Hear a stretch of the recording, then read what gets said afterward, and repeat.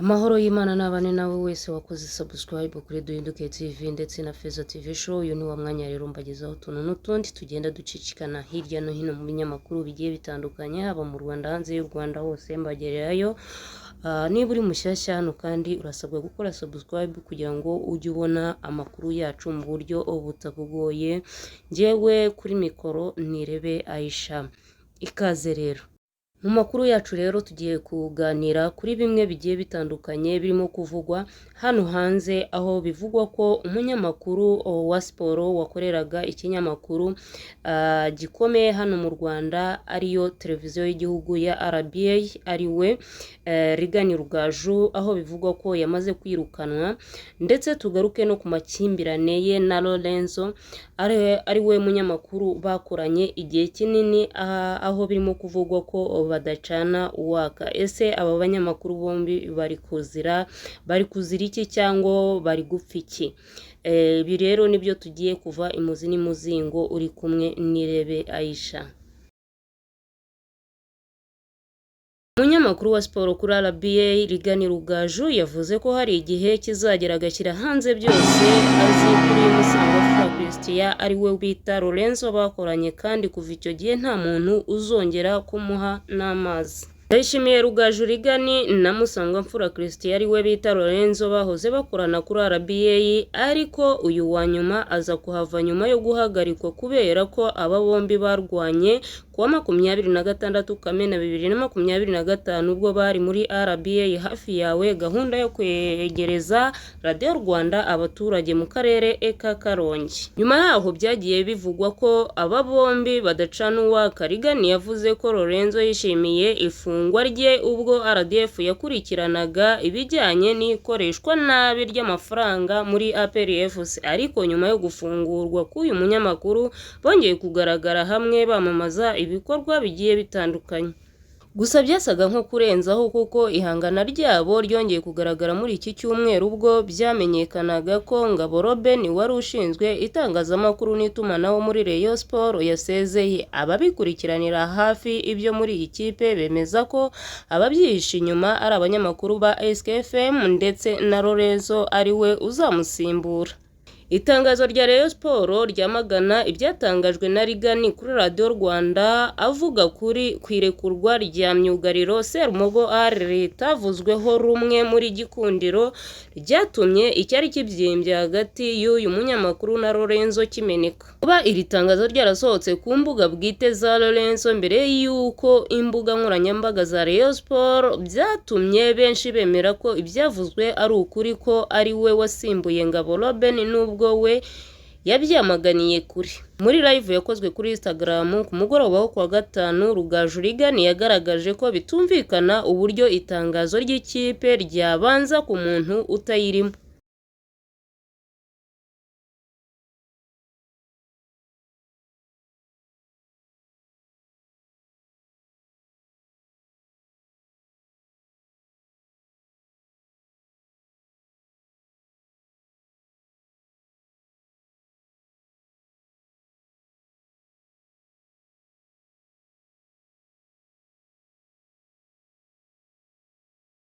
Waje kubasaba ngo duseze kontra.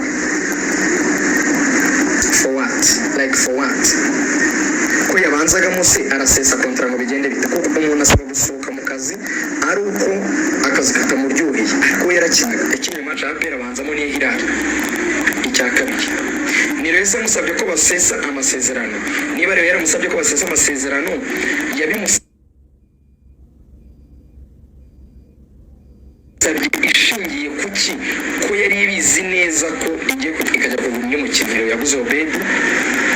Rayon Sport yagiye gukora abadefenseri, yagiye gukora abakinnyi bandi hanze, ijya gusezerera uwo yari ifite idafite amafaranga yo kujya kuzana abandi bakinnyi, kuko ari abakinnyi baje muri Rayon Sport itaguze ko idafite amafaranga, ahubwo yagiye izana kubera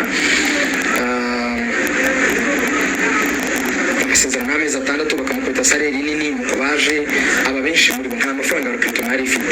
Waba udafite amafaranga yo kwita ukaririza umukinnyi wawe musobanurire. Waba udafite amafaranga uri gushaka abakinnyi ntufite 18 buzuye, uri kujya gushaka abandi kubera ibibazo bagize niba ufite ukamurekura ngo bumvikane afite amasezerano yawe umukinnyi ubanza kapiteni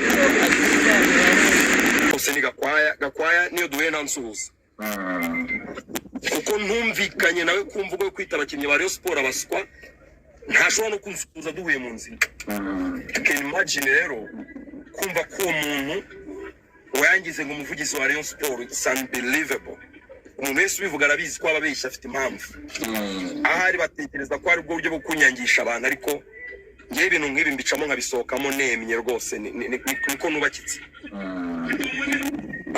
biriya rero iriya story ibintu bya Rayon nawe urabizi kandi narigana arabizi iriya story iriya tangazo ryo gucalling out irigana iriya tangazo nagiye kubona ndibona ikiyo mu magroup ya WhatsApp bari maze posting akantu kuri Twitter ku munsi mukuru wa radio aka graphique ka radio je kubona ndebye mu minota 3 mbona riri kuri page yanjye nta caption ariko deja nyine ryageze muri gari yanjye rivuye muri group za WhatsApp nyine bona ko rigiye uko nari nakarisomye ndarisiba nibwo navuga ngo nshobora kuba makinzwe kuko ntabwo nigeze konsiyama ndi posting uko ntabwo nari kuri posting arizo caption sibyo navuze nshobora kuba makinzwe kandi sibe manze verify menye ko ina genuine niyo mpamvu twabanje guhamagara nde Gakwaya live kuri radio ibyo byabaye ariko ibyo ntibashaka kubivuga twamuhamagaye ngo abanza bikonfirme na mbere yuko tuyisoma kuri radio birashoboka ko nta hakinzwe ahubwo nshobora kuba nakoze wrong tap nkaryohereza kuri Twitter ariko ibyo ntabwo naba apologetic ko niryo ryari ryo riri genuine nubwo ryagiye mu magroup ya WhatsApp mbere yuko bari posting ariko riri genuine niryo sibyo byari kuba rero riza kuba ari fake ari tangazo rya fake wenda abantu bakoze ngo basebanye ariko ryari ryo sibyo naje kurisiba ko kanya nza kwitwitinga icyo postinze ariko ibyo ntabwo ntekereza